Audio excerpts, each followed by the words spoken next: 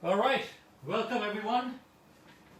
This is a quick back-to-back episode of Drams with Cam. We did one last week, but we're very, very fortunate today to have a very special edition. Couldn't let the opportunity go, so we're doing one more. Elliot Faber from Sundays, welcome. Thank you for having me. It's a pleasure having you here. Few of you may be familiar with the Sundays brand, and it's very interesting. A lot of people have asked me, like, why are you guys doing an event with Sundays? And you're going to find out why. So, Elliot, there are a couple of events that I've been to, and the word sake has come up. And the minute sake comes up, your name pops up. Oh. And apparently you are the sake guy in Hong Kong, as I understand it. So, he's got a very interesting title. And you are a? Sake Samurai. Sake Samurai. How cool is that, guys? So tell me, what does it take to be a sake samurai? Well, I think it starts with volume and consumption over the course of a year. But after that, they look for other things. My passion for sake actually goes all the way back to Canada, where I'm from. Okay. I learned about sake from a really wonderful owner of a sake brewery who lives in Vancouver. But the sake brewery would have to be in Japan. Actually in Vancouver as well. Oh, really? Okay, Yeah. That's interesting. So I used to go to Toronto to visit my brother, to Vancouver to visit my brother, and I stumbled into this sake brewery, which was right near where he was located. Okay. And every time I went to visit, this gentleman who owned the sake brewery would teach me a little bit more. And how long ago was this? This was must be about 15 years ago. Oh wow! So Yeah. it's a long-term passion. Yeah, it's a long term. It's been a long time. And when I moved to Hong Kong, I moved to help open Yardbird, which is now on Wingwalk Street. Yes. And I was blown away by the variety of sake. I was blown away at how easy it was to get it here, the fact that there were no duties, and I got lost in the world of sake. And So the average alcohol by volume on sake is how much? It's about 16%. So more like wine. Wine. Okay, so completely 100% duty free. Yes, exactly. Woo-hoo! So it's perfect, and also the proximity to Japan. It's so close. Yeah. You get everything. So the Yardbird became popular. It was busy. And I was just inspired by all the producers who were coming in, access to product, and I got a bit of a reputation as being a sake slinger before I was a sake samurai. Okay. And then I published a book about sake. Fantastic. And kind of all of these things happened, and there's a association, a government association in Japan called the Japan National Brewers Association, and the junior council nominates the sake samurai. Nice. And every year there's a group of people that get together, and it's about maybe 12 to 15, I think, on the panel, and they all nominate. Wow. So from the time you started Yardbird to the time you got your title, what was the time frame? How long did it take you to achieve that? It was about 6 years roughly. Okay. Yeah, 6 years. So it's been a process. Yeah, it took some time. But I knew I wanted it by 2014. So and multiple trips to Japan? Many trips to Japan. And so I was nominated by a really great gentleman who was in his last year in this association, because he turned 50 that year, and after you're 50, then you're done. Oh wow, they throw you out. That's a bit brutal. Yeah, it is. And I guess he wanted to leave a legacy, and he nominated me, and the panel did not have to choose me as one of the sake samurai for the year, but they did. Wow. So I quickly studied up on my Japanese, went and delivered an acceptance speech in Japanese, and was honored to have the title. I did not get a sword, as I've been asked, but I got a fan, which is true. Okay.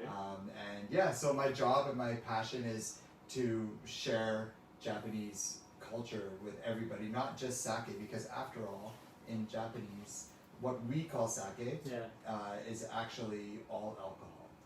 So technically, whiskey is sake, beer is sake, and in Japan. But you brought something for us to taste that is what we understand as like sake. Yeah. Okay. And this is called Nihonshu.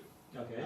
Nihon being Japan and shu being alcohol. Right. So even if you're in Hong Kong and you're reading the kanji or the Chinese for Japanese language, then you would be able to read it as Japanese alcohol. Fantastic. So I know absolutely zero about sake. Okay.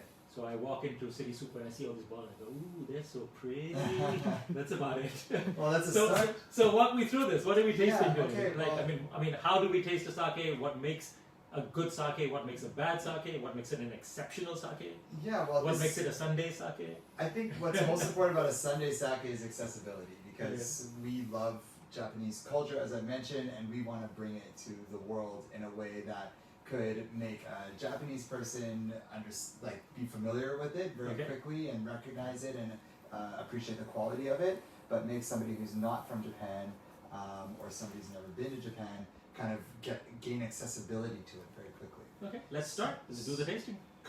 Normally what happens when people are going to drink sake is if they're coming from an international palate, they're going to look for something that's a little bit drier. Okay. So this is the Sunday's Junmai, and we made it to be dry. Okay. And when I say dry, I mean almost like wine levels of dryness. Okay. First, I'm going to teach you something right from the beginning. Yes. You have to stop me as I pour for myself, because What? in Japan it's very rude to pour for yourself. So you have to catch my hand, and you have to As soon as you start. well, before I start. Oh. Exactly. Then should Just I pour like for that. you? Yes. Oh no. Oh, if you allow insist. me. Allow if you me. insist, then now we're already having good luck. So. Okay, there you go. Sunday's Junmai is made actually in the same place as the coffee shochu, which we'll talk about later, in the prefecture of Hyogo. It's really near to Osaka. Okay. And the sake itself is a Junmai. It means that it's made only from rice, water, yeast, and koji mold. Okay. Koji mold is the tricky part that I'll go over very quickly, because at the end of the day, all it's doing is malting the rice. Well, for it's lack part of a the better malting words. process. But Okay. there's no real malting like the same way you do with barley. Yeah, I was just wondering. If you think about malting, you're concerned about converting starch into fermentable soluble sugars. Correct. Yes. And that's what koji mold does. Okay. Does that. So do you normally when you get your sakes, do you normally nose it like Absolutely. a whiskey or? So you'll look at it. You'll look at it for clarity. Yeah. This one does go through charcoal filtration, so it's quite clear and almost like see-through. Yeah. Whereas some sake that doesn't go through that, it's got like a greenish yellow characteristic. Okay, kind of like that one. Yeah. Well, this we'll get into in a minute, actually. So you swirl your sakes like wine, because I generally don't recommend people swirl whiskey because of the high alcohol content. Absolutely. Here you can swirl it like wine. Yeah. But also it's the same as wine or whiskey tasting. You're looking for primary or tertiary kind of aromas. The first things that you're going to get on this sake are cereals, Yeah. I think. I wanted to say rice, but I thought that's kind of stupid. I had to think twice before I was going to say, rice always comes to mind first. But that's a good sign. Oh, it's right? a nice bowl of fun, you know. So then, like chamomile, vanilla, those things start to come up a little bit as well.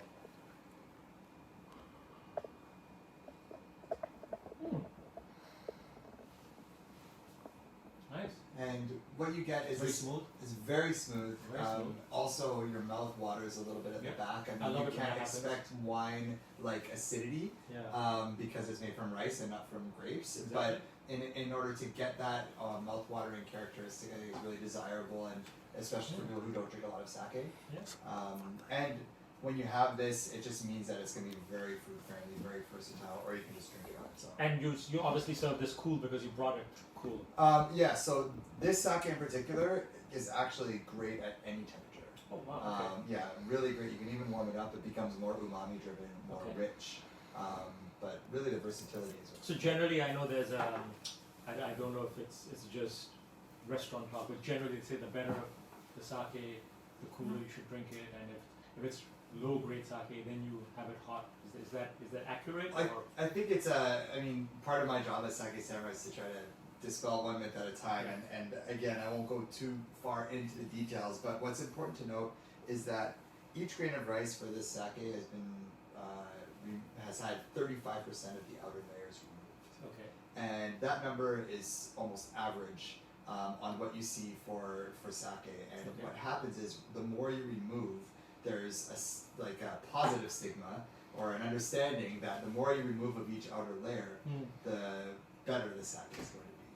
So 35% of each grain of rice is removed. They have that's not a lot of rice left. Well, but what people look for is a sake where they've removed 50%, 60%, 70% of the outer layers. So then what's left? I mean, what do you actually What's left distilling? is pure starch. Ooh. And we're not distilling, we're fermenting. Fermenting, yes. Yeah, and so pure starch is in the middle. Sake. So that means you get higher sugars? You get only sugar. Yeah. And so you lose these umami and these savory characteristics, and you gain sugar purely, which is going to become alcohol, and you gain fruity and floral aromas. The thing is that the sake where you remove the outer layers is always more expensive, because imagine if you need 1,000 kilograms of rice to make a batch of sake. You're basically shredding your product. Exactly. Yeah. So it always costs more money. There's always more processing involved. And is it actually a better product? To be honest, it's not. Okay. That's brutally honest. It doesn't mean that it's worse. Yeah. It doesn't mean that it's worse. Yeah. It just means that you require more labor, more materials, and more time, which all cost money. Okay. And so it becomes more labor intensive, more time intensive, and more resource intensive. So you pay more, and the name of a sake where you remove those outer layers is called Junmai Daiginjo, which is a reference to the processing. And if you read it in kanji, which is our simplified, which is our Chinese for Japanese people, if you read it, it reads as if it's premium, but it's premium by means of processing and not by means of the actual taste. But people here, they don't see that, because if it says premium, and it costs more money, then it must be better. Yeah. So we try to explain that to people one at a time.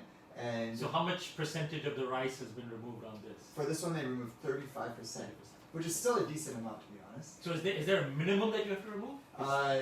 It depends on the classification. Okay. But for this one, is a real rabbit hole, isn't it? Yeah, you could go all day.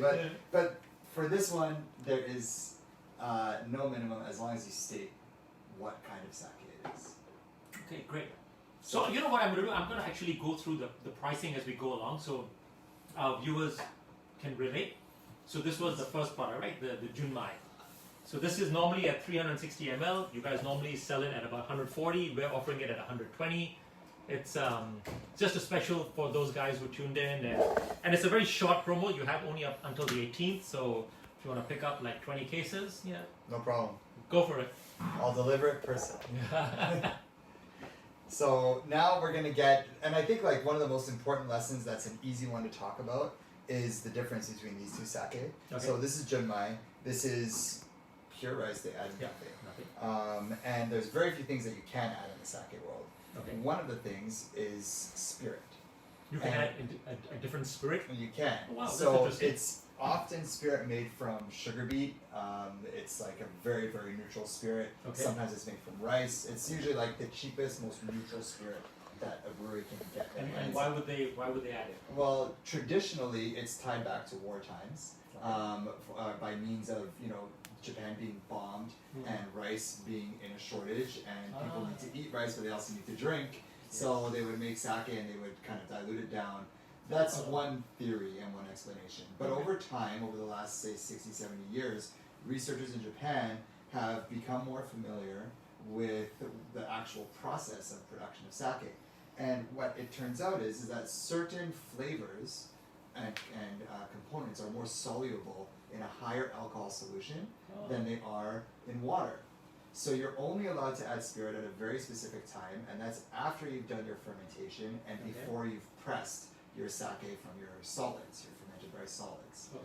And so what is there a percentage of maximum you can add? Or? There are, but that's another rabbit hole. Let's do that. So even though there is this opportunity, you can only add it at the time that you separate. Okay. Oh, this one you can use the same glass, otherwise we'll run out. This is the easy one too. So then I need to finish this. Oh yeah, you do. Actually, that was part of my plan. I'll actually take a separate one because I want to come back. I want to come back to it. I normally do that at the end of every tasting. And you don't have to stop. Yeah, come on. Let me do it. I appreciate it. I'm hooked on this, right? And you remember this every time you go for a Japanese restaurant. I'm going to make sure only ladies pour sake out from now on. So I go. can hold their hands. So they add the spirit right before pressing. They extract additional flavors from the rice solids, and then they press. And the reason you know that they're not just adding alcohol to get you drunk faster or stretch out the product is because they actually dilute it back down. Oh wow, really? So this sake itself is actually only 15% alcohol. And so... And the spirit that they tend to add tends to be at what? It's like 50, 60. Oh wow. It's like industrial. Industrial stuff. Yeah. It's like basically solvents. Yeah. Yeah, pretty much. Cheers. But it works. Cheers. So how do here you now- how do you cheers on sake? It's a slippery slope. We could start gentle, but then No, I mean what's you the know, term? Like we say cheers. Oh, and- kampai. Oh, Kampai. I always thought that meant bottoms up. It means that too. Oh, Yeah. okay. So definitely coconut is like A lot of big coconut. thing here. You know, And I we're- should we're say- Indians and we have like this dosa and chutney every Sunday. Oh and I'm- yeah. And I'm suddenly remembering, oh, I'm getting hungry with this. Yeah, I mean, these sake they're really satisfying and really nice for matching with different flavors. This kind of like just primes your palate for anything that has umami or anything that has sugar or even spice. But I have to say, psychologically, it's very weird drinking something that's this cloudy. Yes. Well, let me tell you why. So a lot of people say that this kind of sake, nigori sake, is unfiltered. Okay, but by law in Japan, all sake must be filtered. So this Must be is filtered? yes. Otherwise, it's like home brew, and it's Okay. actually not legal to sell like sake out of your home. So the term nigori actually means cloudy in Japanese, and so it's a reference to the cloudy appearance of the sake. So all sake is filtered, even this one. This is just a coarse filtration. So that's the degree of filtration leads to the cloudiness Yes. because it's coarse and not fine. Yes, and this is a fine filter. Okay. And the reason it's so clear is because they filter it through charcoal. Charcoal is a not mandatory but often done process with sake. They do it to remove impurities Yeah. as well as color from the sake, Okay. and they also can help preserve it. So this one is also filtered through charcoal, but it's coarsely filtered Okay. through mesh, so you get a cloudy appearance. With completely different noses on it. Yeah. Completely different. Yep, same rice, similar ABV, same And yeast. in terms of the polishing, is this also at 35%? It's a little bit. This is 32%, so it's similar. And another really interesting thing is they both use the same yeast, and the yeast is from a flower, a white flower called the akayuki. So it's a white flower yeast. I'm finding the nose of this very, very, very interesting. I mean, Yeah. it's not something that It has that one toasted. normally would, Yeah. come across as a fragrance. I always get that coconut and white flower, like almost chamomile, like kind of characteristic, which I find here, but even more. It's common almost here. like a Thai dessert. Yes. you know? Yeah. With Rice that- pudding. Yeah, exactly. And then a little more sweetness, a little more texture, obviously because of the lees, the sediment that's in the sake. I have to say honestly, I'm enjoying this a little bit more. That happens a lot. Yeah? Yeah. Yeah. It's interesting. Okay, so before I forget, again it's at 360 ml. Normal's 140. We have it at 120 until Friday only. But it's interesting. That is that is a crash course into the world of sake, but I think we need to get to the grains of Yeah, the other grains of the matter. I'm eyeing the whiskey because I'm a whiskey guy, right? Yes. And I want to make sure that you get lots of chances to ask questions, and this product I'm really proud of because it's taken us forever to make it. It took me 3 years and multiple trips to Japan just to make an agreement, a supply agreement with our partner producer. Okay. And this is the product. This is Sunday's. Congratulations on that. Yeah, it's something I'm really happy that we're able to share this. You'll notice the bottle is 750 ml. Yeah. That's because this exact bottle is being sold all over the world. One size. And we needed to make it that size. Okay. Europe is calling now, so we're looking at how we're going to change the format. They don't accept 750? It has to be 700 in most countries. Yeah, which is a separate nightmare. Yeah. But we make this whiskey in collaboration with Sasano Kawashizo. Yeah. They're in Fukushima Prefecture. They've been making alcohol for over 250 years. So this is a blended. This is, yes, blended. It's a blended. Yeah, so malted grain is a term that I really learned from Ichiro Akuto, who's kind of like one of the modern Yeah. heroes of Japanese 100%. whiskey. Yeah. And when Icon of the trade. yeah, and he basically he was not lying. It was still a blended whiskey, but I think that he even told me that it's almost like a negative kind of stigma, and so once you're calling it blended, people might have a negative connotation. So malted grain was a way to kind of dress it up and explain a little bit. So it's at 40%. At 40%, malted barley and corn spirit. So aged no less than 3 years at 40% alcohol by volume. That's correct. Nice. drinking method: neat on the rocks, in a highball, or in your favorite cocktail. Created by Sunday Spirits. Awesome. We almost were Let's going do to do this. highballs today, but we decided that could be a whole other class. Yeah. So I A love cocktail. that. We could do another cocktail Absolutely. event. So highballs are something that are very near and dear to my heart. It's something I discovered in Japan, and then kind of brought back, and we launched an entire highball section on our menu. So if you ever do a highball event, then I'm going to abdicate the seat to my wife because Okay. No she's the problem. cocktail girl, and I can't take anything with ice in it. Okay. Well, no My problem. throat Yeah. completely locks up. So Well, because I also like to drink this neat on its own. So cheers. cheers. So. I like it. I mean, in making this whiskey, we wanted to make sure that we captured the sweetness that is kind of something that you almost expect out of a lot of Japanese whiskeys. Even something like Yoichi, which is definitely on kind of the more peated and robust style, like really trying to aim after a Scottish inspiration, it still has like a softness to it. So we wanted to capture that. With But this this tastes higher than a 40% alcohol Yeah. whiskey. Yeah. I mean, it's a very nice mouthfeel. I think the grain helps to bring out like a bit of that.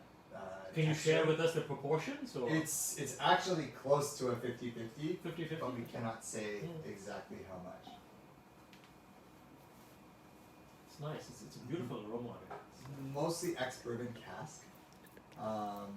However, there is some port, winewood, and sherry cask that do go in. And I always say it's like salt and pepper because we do batches of it, and every time it's going to be a little bit different. Okay. And that's why I find the no-age statement category really fascinating because it's always, like we talked about with the sake, it's one of those things that's always going to cost less, Yeah. but yet it's a craft to create a So consistent did you come up product. with the taste profile, or I worked with the distiller Okay. and with the people at Sasnokawa Okay. to choose the profile that I wanted, but I don't have experience in actually producing whiskey. good job? I know, thank you. Good job. I know what I like, and I know what I wanted it to be. There's also those appley notes too, on the nose, I think. So this is the NAS, right? This is NAS. Yeah, so So no at, extending. at 750, it's regularly 650. We have it at 550 for the next 4 days. It's very nice. Thank you so much. Average age. I have to say, I mean, this does not come across as a 40% whiskey. Yeah. It's way more complex. It's Yeah. it carries some fantastic notes. It's wonderful on the nose. There's absolutely no harshness to this. It goes down so smooth. I haven't even added any water to it. It was so smooth that I completely. Yeah. I'll do the same. That's up. Thank you. It's very, I think very we need to fresh. make our own branded eyedroppers here, Yeah. whiskey droppers. It's a good idea. Yeah, so it opens right It up. opens. Yeah. It's very, very nice. It's very refreshing. So another thing we get on this, I often get like lemon peel or yuzu peel. Yeah. So when we make our highballs, we always garnish with yuzu or lemon as Well, well, that's a smart because idea. that subtle characteristic of the oils that are going to come out of the citrus just like lift right out of the whiskey. Really easily sip on this all night Mhm. long. And at $550, that's I've actually sipped on it all night long, and I can tell you it's a great experience, even in the morning. right. And then we have a very interesting looking bottle there. Yeah, so this is a very, very special bottle. There's not too many of them. There's a few that just went to Singapore, Okay. but yeah, there's still some here. And this is the Sunday's single cask. And this is a single cask that was actually made with the help and support of Ichiro Akuto. Fantastic. And it's comprised of whiskey from both Hanyu and Chichibu Distillery. Wow. And That's interesting, quite a feather in your cap. it is, yeah. Yeah. It was, I mean, yeah, and in some ways, this project was even harder than this project because this just, the timing and expense and the coordination was insane. I can't even But, imagine, honestly speaking. I mean, looking at it, I'm still proud of it, and I think it's an amazing cask. It was actually aged in Scotland. Oh, really? Yes. So it has a really interesting story and journey, and it was bottled and shipped right here, completely undiluted, because I didn't want the water from Scotland to go into the whiskey, because wow. it was all Japanese water. Yeah. So we basically took the wind and the aging elements. So the cask went from Japan to Scotland. That's correct. And then from Scotland here? Bottled in Scotland. Bottled in Scotland. Okay. Yeah. One cross overland journey was enough. Okay, so let me refresh my palate. Sure. Oh, that's a good sound. See, it's not only me, guys. I do this very often. I pop a bottle and I pause and I say, what a great sound. Everybody looks at me like I'm freaking bonkers, alright? No. But there's no other sound like it in the world. It is. It's a very rewarding sound, and it's like anticipation.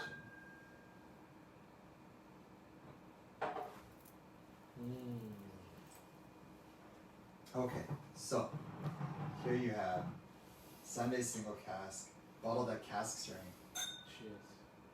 This is one of 312 bottles. Only 312 in the world. That's correct. Battered malt bourbon casks. 7 years. 57%. Yes, sir. Oh, nothing at the back. I like that. 7 years? 7 years. So this is why I thought you Silence, might please, while we try this.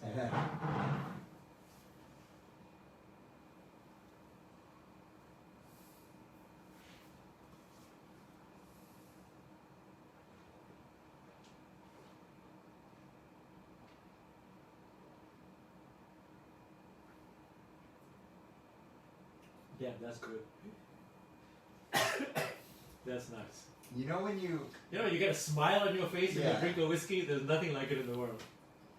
I love when you can taste the grain. You know, when you can actually you can taste every part. You can taste the barrel, you can taste the grain, and that's what this cask delivered for us.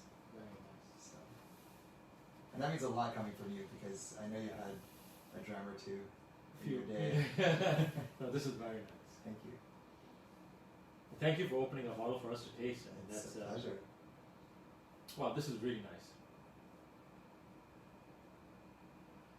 We have something at the end of the row over there, but I don't know if we're gonna get there, because I don't think I'm leaving this glass ever. Oh, you put it aside. This is just dessert, so that's fine.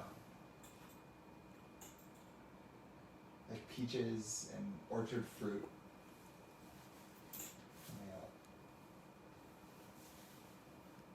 It really is way more aromatic than I expected it to be. Apricots. Yeah.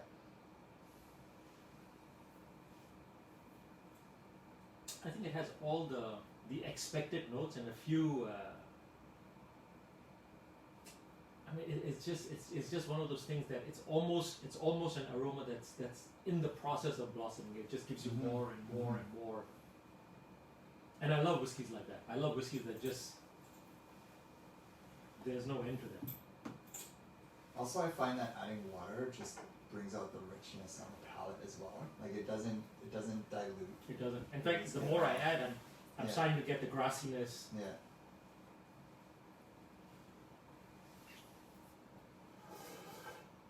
Almost a little bit of dry hay now. Definitely. Right?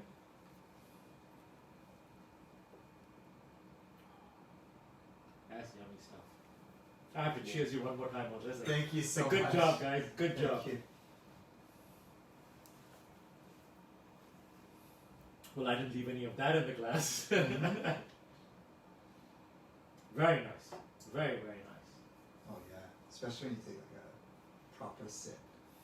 At so this was the single cask. Oh, that's a whole different price point. Yes, it is. Hang on, guys, don't get excited. It's a whole different price point. Yes, it is.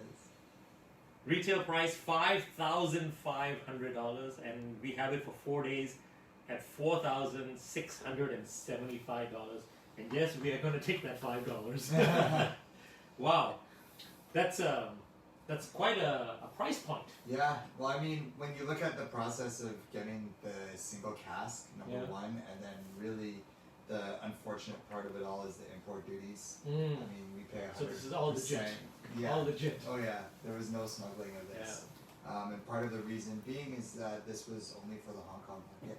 Okay. So it was kind of a How's it one-to-one. fared so far? I mean, you have 312 bottles that you bottled. How's The it fared? people that drink it love it, Yeah. but it's not been reviewed by any like formal whiskey critics. Great. So it's very vindicating to have you taste it and enjoy it because I think that it's just one of those things that somebody has to want to taste. Yeah. Otherwise, they're not gonna. No, I think anyone who doesn't taste this has lost out in their overall whiskey experience. I think it completes. I think it's definitely something that any whiskey lover should try. I mean, are these served at bars and hotels and There's a restaurants? few bars and hotels that Yeah. sell it. None right now after Okay. 6 p.m. Ah, Unfortunately. okay, but anybody but- who is not in the mood to buy a bottle, which I recommend you should, but I would go to Ronin, of course. there you go. That would Go be there the and first try place to go. a Dram. It's really an experience. It's an experience. Very impressive whiskey. Thank you so much. Very. I'm gonna have another Dram before we go. Absolutely. I have to join. And what's at the end of the row? So this is dessert. This is coffee shochu, and this is something that that we used to make at Yardbird. Okay. We changed coffee roasters many times. We changed the recipe a number of times, and eventually we got it down perfect. But it was selling so fast that we couldn't continue to make it consistently ourselves in the restaurant. And you need Yes. ice and okay, so we need to take a creative pause here while we get a shaker and ice and that noise over there is not working. It's a work in progress for this. The best bar back in town as well, helping on this. Mr. Rick Goss. So Thank this you, sir. 22% alcohol, 45-day aged coffee soju. Shochu. Soju. So soju would be the Korean product okay. in which there is no regulation or control. Okay. This is shochu, and shochu is only made in Japan. Okay. It's a spirit that can be made from multiple materials. This is made from rice shochu from Kumamoto, which is actually a protected appellation. I like words like that. Yeah, That it's makes- a real. It's the truth. And so it's really cool because it's not common. So should we get regular glasses for this? Or Oh no, you can have it out of the snifter for sure, or out of the little the wine one, the wine snifter there. Yeah, As you wish. Yeah. But yeah, definitely you don't need to go out of a shot glass. I'm just gonna. So this is made actually at a sake brewery, but we asked them to make it for us because they can control things like ABV. They can measure. Yeah. They can measure pigment. They can do all these things. So our friends at Tsubosaka Shuzo, which is a brewery not far away from Rairaku, where Sunday sake is made, they're all kind of neighbors, and they're my favorite people in the sake industry. And they actually make this for us. So Oh, this is cool stuff. the reason that we shake it is that we want to get a crema, like a nice foam. Do you actually get the foam on top? Oh yeah, it's gonna look like an espresso, so you can kind of pour your kids in the morning. You know, just like you're having a normal coffee. You're a fake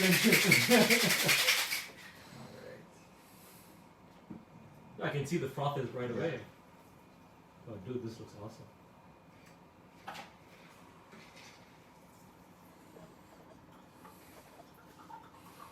There you go. Everyone behind the screens now, guys, is jealous, and I can see them. Their I'll make mouths it are for- watering. All of them. So, Cheers. cheers. So this is real coffee taste, not like all the sugar that you find in other kind of like the other coffee. But why am I getting a little bit of that soya saucy sort of fragrance as well? It's just the roast of the coffee beans.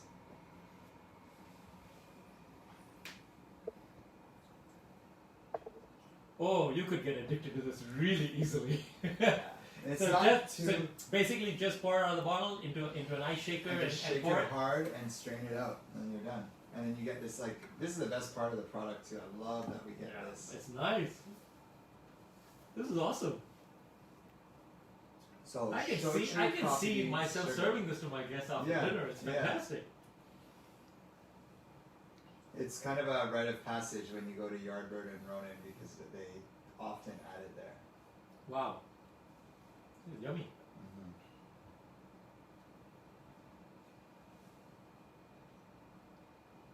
So you see like super, almost like dark chocolate, like bitter chocolate. Bitter chocolate. Yeah. But I like stuff like that. Yeah. That's what you expect at the end of a meal, right? You Yeah. want something like that. Yeah. You're either going one side where you're having a dessert wine, which is super sweet, Yeah. or you're going something like a dark bitter chocolate, Yeah. dark roast coffee. Often I find that the coffee liqueurs can be like too much sugar, just too like viscous, right? Here I like it because it's like almost like a cold coffee. Like Yeah, it is fantastic. Cold brew. There's somebody in this room that likes cold brews. Mhm. Smiling there in the background. We'll have one of these. This was fantastic. So Did we have this on the price list? Oh, we did. yes. All right. So that bottle is $360, I think. But the actual product that you buy for personal consumption is actually at a full $720, and instead of being $450, which is regular price, you get it at $380. So guys, if you guys are interested in any of these products, drop us a line. Dram good stuff. Promo's good until 18th. Any parting words? Did we forget to cover anything? Is there anything else that we should know that I forgot to ask about? I think most important is to hit up Drum Good Stuff. If you have a question for them that they can't answer, then they will ask me and I will get you the answer. Fantastic. Thank you so much. My pleasure. It was a lot of fun. Thank you. We appreciate having you here. Thank you so much. Guys, Elliot from Sundays, it was a fantastic experience. Thank you very much. Good night, everyone. Good night.